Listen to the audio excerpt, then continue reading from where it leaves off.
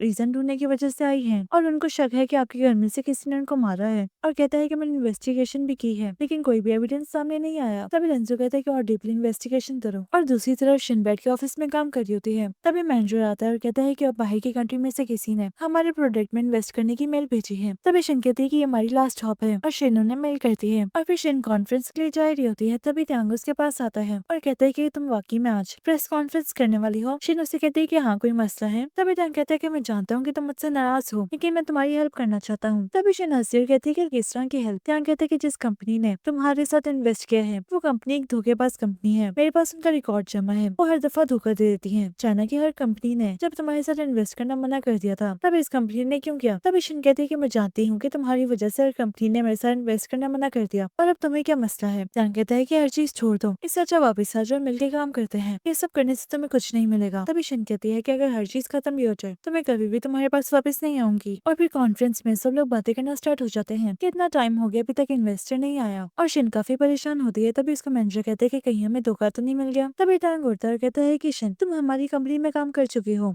और अब तुम काफी मुश्किल में हो। अगर तुम चाहो तो मैं तुम्हारा इन्वेस्टर बन सकता हूँ लेकिन हाफ प्राइस पे खरीदूंगा तुम्हारा प्रोडक्ट। तभी वहाँ पे लिंजो आ जाता है और आगे शिन से मिलता है एज इन्वेस्टर। ये देखे त्यांग शॉक्ड हो जाता है और फिर कॉन्फ्रेंस काफी अच्छी जाती है और घर में बैठ के त्यांग के डैड भी ये सब देख रहे होते हैं। उन्हें ये सब देख के काफी गुस्सा आता है और फिर कॉन्फ्रेंस खत्म हो जाती है। तभी शिन कहती है कि तुम्हें मजा आता है ये सब छुपाते हुए। तभी लिंजो कहता है कि ऐसी कोई बात नहीं है, मुझे कोई मजा नहीं आ रहा था, बस मैं नहीं चाहता कि किसी को पता चले कि इस कंपनी के पीछे कौन है और न ही मसले हों और तुम्हारी हेल्प मैं ना करूँ, ऐसा हो नहीं सकता। इसलिए मैंने बाहर के इन्वेस्टर बन के तुमसे कॉन्टेक्ट किया। तभी शिन हंसती है। लिंजो फिर उसके काफी क्लोज आता है और कहता है कि मैं पहले जैसा नहीं रहा, मैं हर चीज पे स्टैंड ले सकता हूँ। और फिर नेक्स्ट डे शिन अपने ऑफिस में काम कर रही होती है। तभी एक एम्प्लॉयज के पास आती है और कहती है कि किसी ने हमारी प्रोडक्ट हैक कर ली है और उसके सारे सिस्टम चोरी कर रहे हैं। ये सुन के शिन परेशान हो जाती है, फौरन से बाहर आती है और प्रोग्रामर से पूछती है कि क्या हुआ। तभी वो कहता है कि किसी ने हैक कर लिया है और वो कोई और नहीं त्यांग की कंपनी है। शिन कहती है कि मैं जानती थी और कहती है कि सब ठीक हो रहा है। तभी वो कहता है कि नहीं, मैं सुबह से यहाँ पे लगा हूँ, कुछ नहीं हो रहा। शिन कहती है कि मैं किसी और को ढूंढती हूँ। शिन काफी जल्दी में जा रही होती है। तभी लिंजो और उसका मैनेजर आ रहे होते हैं। मैनेजर कहते हैं कि क्या हुआ। तभी शिन कहती है कि तुम किसी प्रोग्रामर को जानते हो, मेरा प्रोडक्ट त्यांग ग्रुप ने हैक कर लिया है। तभी मैनेजर कहता है कि लिंजो सर है ना। लिंजो कहता है कि क्या हुआ। शिन उसे देख के हैरान हो रही होती है। तभी लिंजो अंदर जाता है और वहाँ पे बैठ के काम करना स्टार्ट हो जाता है और फौरन ही प्रोडक्ट बचा लेता और सारा डाटा निकलवा लेता है। ये देखे सब काफी हैरान होते हैं और शिन दिल में कहती है कि तुम मुझे कितना सरप्राइज करोगे। और फिर शिन रात को बैठ के भी काम कर रही होती है अपने ऑफिस में। तभी वहाँ पे लिंजो आ जाता है और आके उसे कॉफी देता है। तभी शिन कहती है कि तुम कब आए। लिंजो कहता है कि अभी। शिन कहती है कि मैं जानती नहीं थी कि तुम इतने अच्छे हैकर भी हो। तभी लिंजो कहता है कि तुमने कभी मुझ पे वॉर ही नहीं किया। ये सुन के शिन चुप हो जाती है। लिंजो कहता है कि मुझ में और भी काफी ज्यादा स्किल्स हैं, तुम अब मुझ पे वॉर कर सकती हो। तभी शिन कहती है कि तुम्हारा कोई और सीक्रेट है। लिंजो कहता है कि नहीं, और कोई सीक्रेट नहीं। तभी शिन कहती है कि अब जबकि हम एक हो चुके हैं तो हमें अपने दरमियान कोई भी सीक्रेट नहीं रखना चाहिए। और तभी वो बताती है कि मैं तुम्हारे घर क्यों शिफ्ट हुई थी, अपनी मॉम की डेथ का पता लगाने। तभी लिंजो कहते हैं कि फाइनली अब तुम्हें मुझ पर ट्रस्ट हो गया। शिन कहती है कि तुम पहले ही जानते थे। लिंजो कहते हैं कि हाँ, बस मैं वेट कर रहा था कि तुम बताओ। तभी शिन कहती है कि स्टडी रूम का लॉक कोई नहीं जानता, क्या तुम उसे खोल सकते हो। और फिर रात को लिंजो स्टडी रूम खोल लेता है और ये दोनों अंदर आते हैं और आके हर जगह देखना स्टार्ट हो जाते हैं। तभी त्यांग के और उसके डैड के आने की आवाज आती है। लिंजो से लेके नीचे बैठ जाता है। त्यांग के डैड कहते हैं कि मैं नहीं जानता था कि लिंजो इतना स्ट्रॉन्ग है कि जो प्रोडक्ट हमने हैक की थी वो बचा लेगा। लिंजो और शिन की सारी बातें सुन रहे होते हैं। तभी त्यांग कहता है कि मैं नहीं जानता था कि लिंजो इतनी जल्दी सब कर लेगा। उसके डैड कहते हैं कि इसलिए मैं शुरू से ही कहता था कि तुम लिंजो जैसे बिल्कुल नहीं, वो काफी तेज है। और तभी वो कहता है कि तुम्हें क्या लगता है कि शिन इस फैमिली में आके क्यों रह रही है। तभी त्यांग कहता है कि शायद उसको अपनी मॉम की डेथ के ऊपर कोई शक तो नहीं। तभी उसके डैड कहते हैं कि अगर वो कुछ ढूंढना भी चाहे तो उसे कुछ नहीं मिलेगा। और शिन की मॉम ने लास्ट कॉल लिंजो को की थी, अगर कोई भी कुछ पूछे तो सारा इल्जाम लिंजो के ऊपर डाल देना। ये सुन के शिन लिंजो को देखती है और फिर ये दोनों रूम में आ जाते हैं। तभी शिन कहते हैं कि तुमने बोला था कि अब कोई भी सीक्रेट नहीं, और तुमने मुझे ये क्यों नहीं बताया कि मेरी मॉम ने तुम्हें कॉल की थी। लिंजो कहता है कि तुम्हारी मॉम ने मुझे कॉल की थी लेकिन उस टाइम मैं रिसीव नहीं कर पाया था,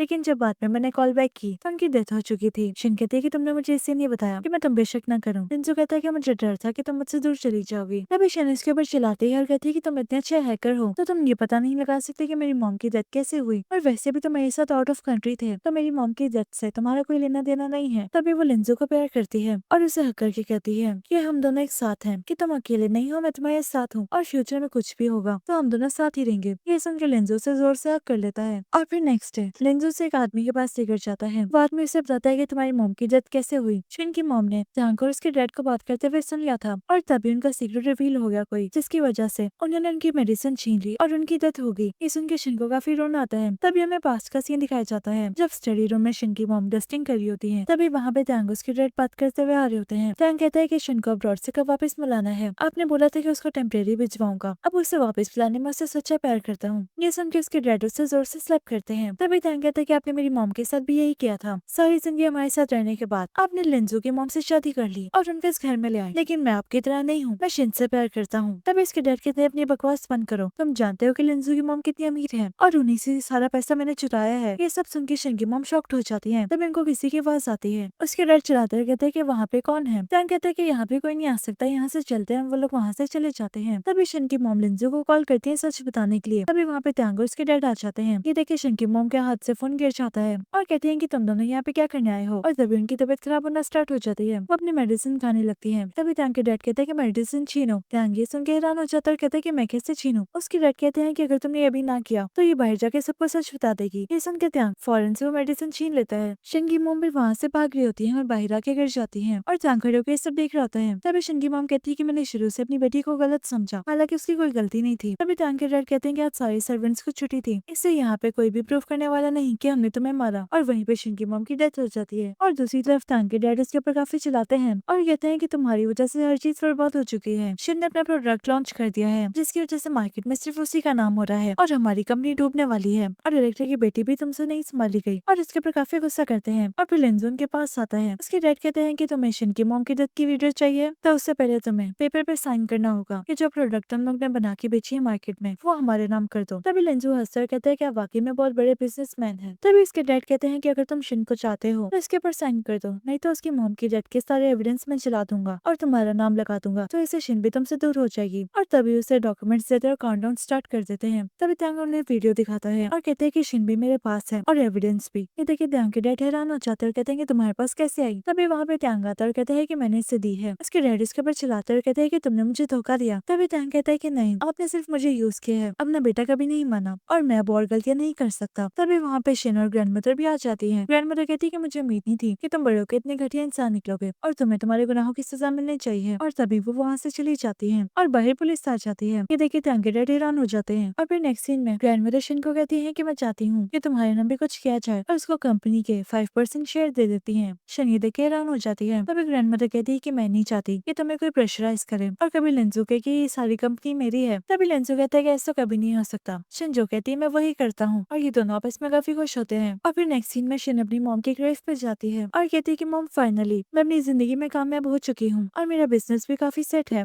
तभी वहाँ पे लिंजू आ जाता है, सबने पास बुलाता है। शिन उसके पास भागते हुए जाती है। सो गाइस यहीं पे मूवी का एंड होता है। मजीद मूवी देखने के लिए चैनल को सब्सक्राइब करें।